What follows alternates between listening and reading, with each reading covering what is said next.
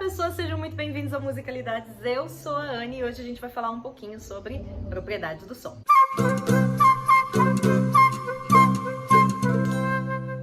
Como eu disse pra vocês, eu tô tentando retomar o canal e eu tô fazendo isso bem aos pouquinhos, porque dessa vez agora eu tô sozinha trabalhando nele. Então tudo agora é meio que uma tentativa para ver se dá certo mesmo. Por exemplo, eu não sei se esse horário que eu tô gravando é um horário bom para gravar, não sei se tem muito barulho de rua. O áudio eu não sei se vai ficar bom também, porque dessa vez eu tô testando sem o microfone, porque eu testei com o microfone e não ficou legal. Mas a vida é isso, né? A gente testa de um lado, a gente testa de outro, vocês vão me dizendo se ficou muito ruim, se tá muito difícil de entender o que eu falo. E aos poucos a gente vai adicionando coisas, deixando ele mais bacana de novo. Lembrando que esse canal também é ativo lá no Instagram, @musicalidadesaqui. Mas indo para o assunto do vídeo, vamos falar um pouquinho sobre as propriedades do som. Toda vez que eu vou dar aula de teoria para um grupo e a primeira aula de teoria, tipo a primeira do semestre, a primeira do trimestre ou tudo mais, eu sempre falo das propriedades do som. Por quê? O que seria a nossa escrita, né? O jeito que a gente escreve hoje, se não um jeito de grafar sons, no caso nosso, fonemas. Por exemplo, eu sei que aqui está escrito o meu nome porque eu sei ler. Eu sei que esse símbolo mais esse símbolo dá A e esse símbolo mais esse símbolo dá NE. Ou seja, eu grafei um som.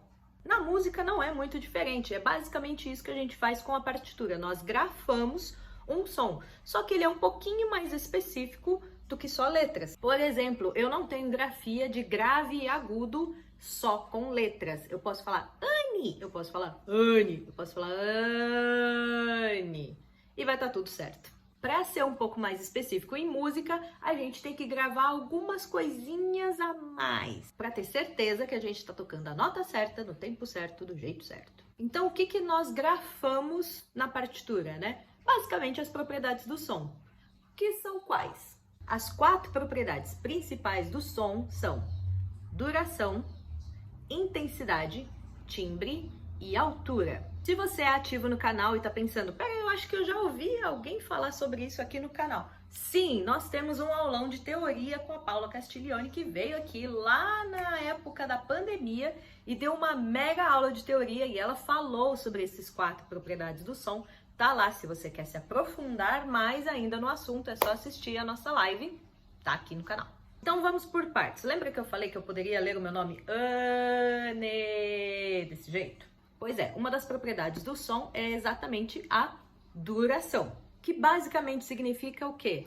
Nós podemos ter sons longos e nós podemos ter sons curtos. Isso na nossa vida, a gente pode ter uma buzina de carro mega longa e a gente pode ter uma derrapada de carro que é curtinha.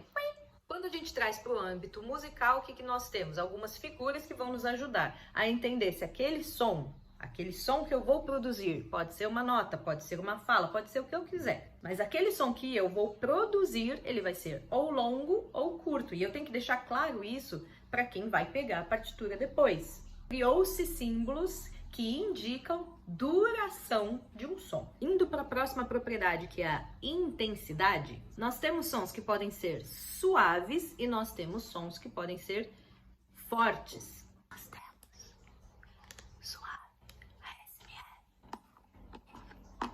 Nós temos sons que podem ser altos, quando a gente grita, por exemplo. Ou o mesmo exemplo lá da buzina do carro, aquela buzina do carro nunca vai ser um som suave. Isso tem a ver com intensidade. A gente grafa isso na partitura usando os termos piano, forte, mezzo forte, mezzo piano, porque você pode passar de um para o outro, ou do outro para o um. Percebe que tem mais a ver com volume do que com grave e agudo? Muita gente acha que grave e agudo tem a ver com intensidade. Não tem. Quando a gente vai falar de timbre, um jeito mais fácil de explicar o timbre é o quê? É o RG do som.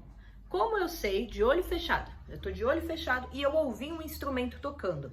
Eu ouvi um clarinete tocando, por exemplo. Como eu sei que é aquele som, é um som do clarinete? Porque é um som muito específico e necessariamente vai ser diferente do som do violino, porque o clarinete foi construído para ser daquele jeito, e o violino foi construído para soar daquele outro jeito. É uma junção de sons, uma junção de harmônicos, tem toda uma questão de acústica que faz aquele som soar daquela maneira específica. É mais ou menos como a nossa voz. A minha voz é minha. Eu tenho essa formação, ela me proporciona ter esta voz que vocês ouvem agora. Eu posso mudar um pouco o meu trato vocal. Eu posso deixar a minha voz mais anasalada. E aí eu mudei o quê? O timbre da minha voz. Se você quiser um vídeo sobre algumas curiosidades acústicas, a gente pode até fazer experiências acústicas aqui no canal, deixa aí nos comentários. O último desses 4 elementos, né, dessas 4 propriedades do som, é a altura. Aí sim a gente fala de grave e agudo. A altura tem a ver com a frequência da onda. Quanto mais rápida a onda, mais agudo. Quanto mais lenta a onda, mais grave. Então nós temos sons graves, bo, e nós temos sons agudos, bu.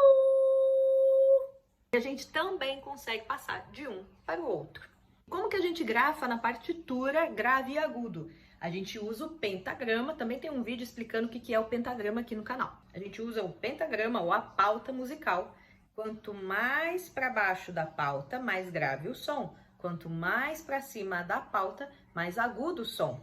Desse jeito a gente tem uma maneira bem específica de gravar. Grave, agudo e tempo na partitura, que seria a coisa lá da duração.